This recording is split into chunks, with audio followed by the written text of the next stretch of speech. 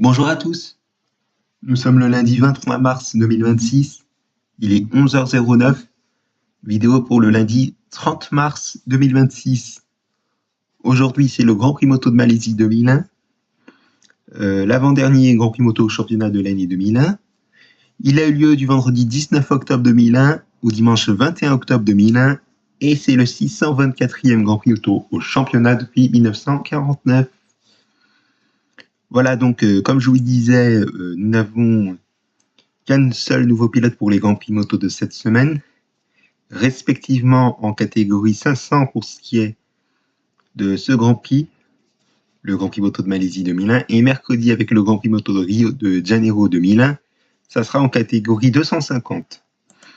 Donc je vais vous dire en 125 s'il y a des wildcards et des remplaçants. Il n'y a pas de wildcard, d'autant plus que je vais vous dire que ça sera la même chose en 250. Donc voilà, il y aura une seule wildcard, vous allez me dire en 500, et bien effectivement, ça sera le seul nouveau pilote. Donc voilà, notez-le bien. Mais y a-t-il quand même des remplaçants? Eh bien oui, il y en a des remplaçants en 125 et en 250. Alors en 125 comme remplaçant, nous avons Philippe Hafneguer, Adrian Urugo, pardon, qui remplace Philippe Hafneguer, et William De Angelis qui remplace Marco Petrini. Voilà. Donc on va passer au résultat de la première séance d'essai libre.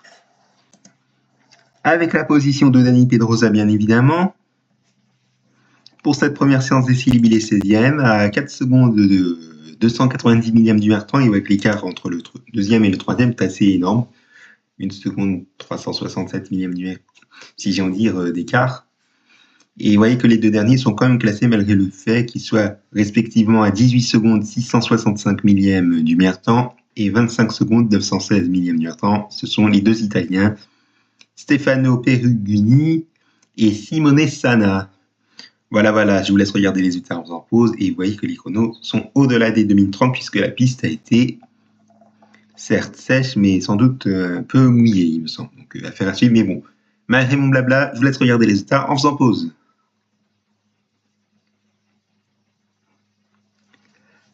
Allez, on va passer à la...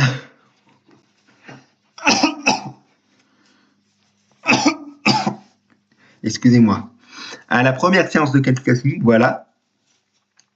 Et la position de Dani Pedrosa, il est 6e, à 1 seconde 297 millième du meilleur temps, pardon. Voilà.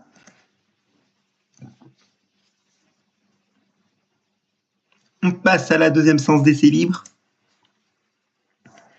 avec Dani Pedrosa il est où Dani Pedrosa? Il est 17e à 3 secondes 183 millième du temps. Comme à la première séance d'essai, on a des chronos au-delà des 2 minutes 30. Comme c'était le cas, on a sans doute eu une piste sèche. On a eu une piste sèche. On a eu une piste sèche, certes, mais la piste a été humide par moment, il me semble. Donc vraiment, vous l'auriez compris, les conditions elles sont un petit peu mixtes en Malaisie. Donc voilà. Tandis que Yaroslav Hul n'a pas fait de chrono, mais on le verra sur le reste du Grand Prix, donc pas de panique.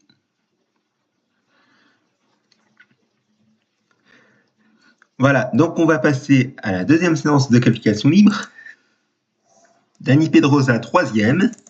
Oui, c'est très intéressant, à 167 millième du meilleur temps, et vous allez me dire, est-ce qu'il a fait une première ligne? Alors, c'était au combiné par rapport à la première séance de qualification où il était 6e. Là, il est 3e. Vous allez dire qu'au combiné, ça le fait 3e. Eh bien, non.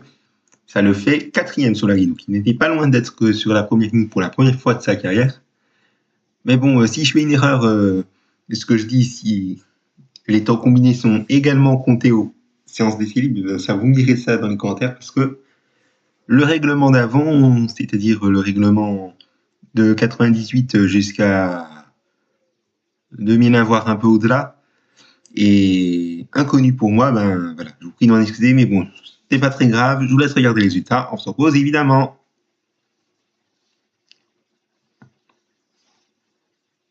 Allez, on va passer au warm-up. Au warm-up, nous avons Dani Pedrosa qui est 5e, À 3 secondes, 114 millièmes du meilleur temps. Et qu'entre le premier et le deuxième, il y a 1 seconde, 678 millièmes d'écart. Et notez que le dernier qui est Yaroslav Hul est quand même classé, malgré le fait qu'il soit à 19 secondes. 698 millièmes du meilleur temps. Et vous voyez qu'il y a 5 secondes pile d'écart entre l'avant-dernier et le dernier, ce qui est assez étonnant. Allez, on passe à la course. Alors, à la course, nous avons 23 pilotes qui ont franchi la voie à damier et 7 abandons, donc 4 dans le premier tour, ce qui est quand même assez énorme. Et Dani Pedrosa n'était pas loin de refaire un podium. Vous le voyez, il finit 4e à 3 secondes, 161 millièmes du vainqueur. Donc, une très belle course pour Dani Pedrosa s'il n'est pas loin du podium.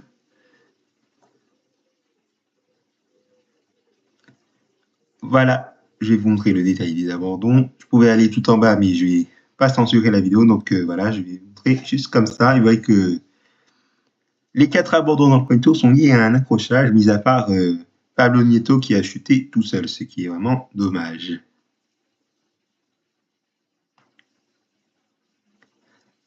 Allez, on va passer à la catégorie 250. Donc, comme je vous l'ai dit, il n'y a pas de nouveaux pilotes. Malgré le fait que vous voyez des pilotes sur fond rouge, on en a déjà parlé.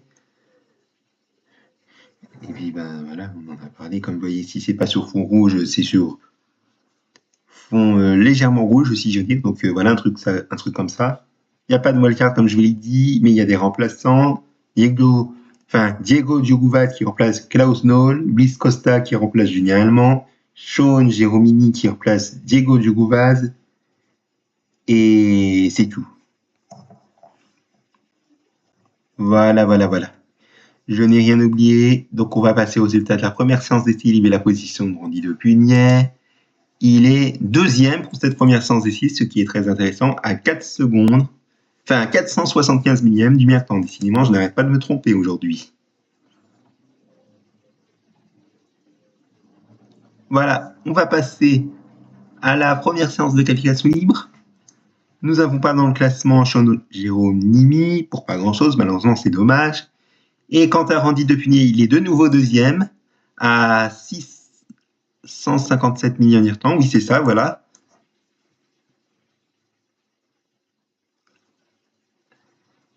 Voilà, est-ce que le bon vendredi de Randy Depunier s'est confirmé le samedi? Eh bien, on va le voir avec la deuxième séance d'essai libre. Pour cette deuxième séance d'essai libre, il est 8e. Il est à 1 seconde, 405 millièmes du temps, tandis que nous avons 2 pilotes qui n'ont pas fait de chrono, César Barros et Sébastien Porto sont coéquipiers. Donc, c'est assez étonnant, vous allez me dire dans le commentaire. Et surtout que César Barros, on ne le verra pas sur le reste du Grand Prix. Donc, c'est dommage peut-être qu'il s'est blessé le vendredi.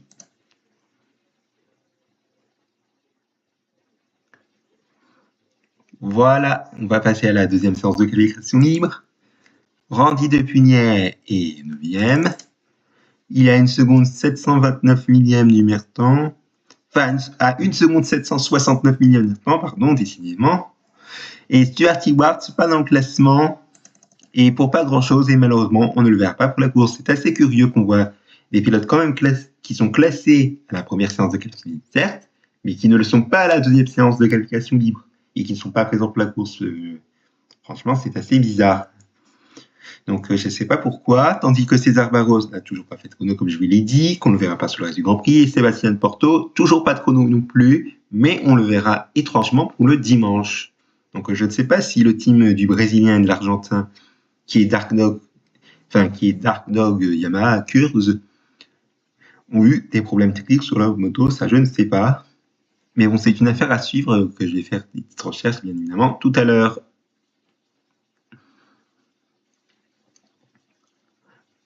Voilà mon blabla. On va passer au warm-up. Alors, au warm-up, nous avons Randy Depunier qui est 13e à 2 secondes 773 millièmes du meilleur temps.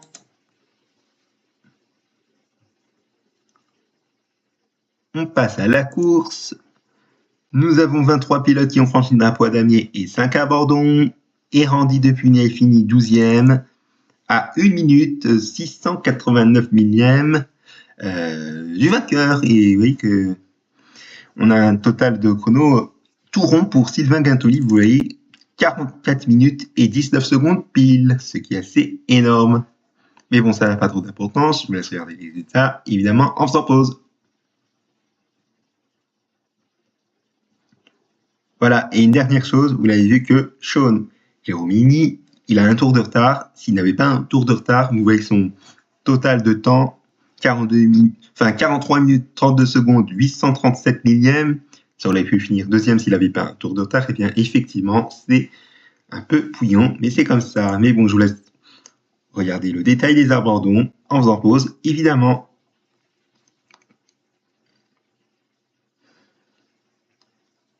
Voilà, si vous avez regardé, on passe à la catégorie 500. Alors, en 500, donc, le nouveau pilote qui est la seule wildcard, vous allez me dire c'est qui? Eh bien, il s'agit de Curtis Roberts. Voilà, il a roulé sur le championnat de MotoGP en 1997, en 2001, en 2004, en 2005 et en 2007.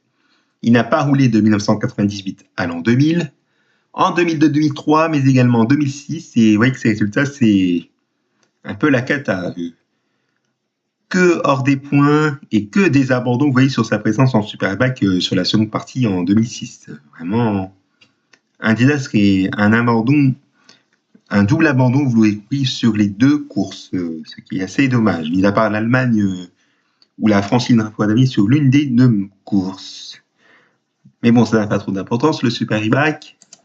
Comme je vous l'ai dit, c'est la seule wildcard. Et nous avons des remplaçants, évidemment. Brandon Clark qui remplace Chris Walker, et Anthony West qui remplace Marcus Payten. Voilà. Et j'ai oublié de vous le dire, sachez-le, qu'en 250, avec la victoire de Daijiro Kato, il était champion du monde, comme vous l'avez vu à la miniature. Mais bon, on passe au résultat de la catégorie 500 avec la première séance d'équilibre, évidemment. Et la position de Valentino Rossi, il est 3e à 270 millièmes du meilleur temps.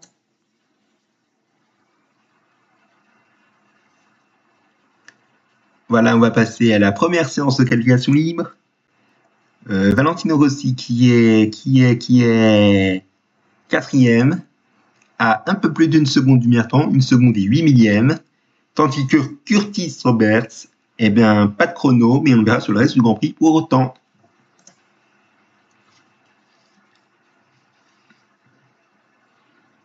Allez, on passe à la deuxième séance d'essai libre.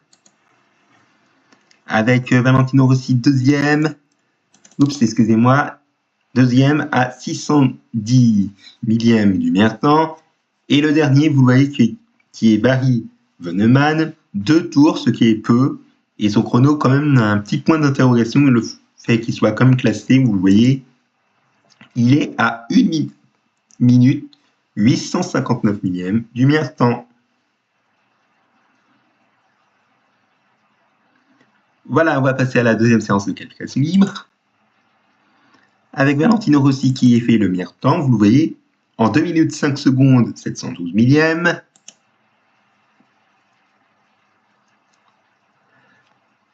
Allez, le warm-up. De nouveau meilleur temps pour Valentino aussi en 2 minutes 6 secondes, 657 millièmes. Et Jürgen Vandenburg, le père de Zonta qui est pilote, sachez-le, à ce jour, Zonta, qu'on va en parler dans très longtemps, bien évidemment. Vous voyez, il n'a pas fait de chrono et on ne le verra pas pour la course. Et on va passer à la course, justement, avec Valentino Rossi vainqueur, le champion du monde en Australie, c'est-à-dire le Grand Prix de mercredi dernier, bien évidemment. Nous avons 15 pilotes qui ont franchi le drapeau à damier et nous avons 7 abandons. Voilà, voici le détail des abandons.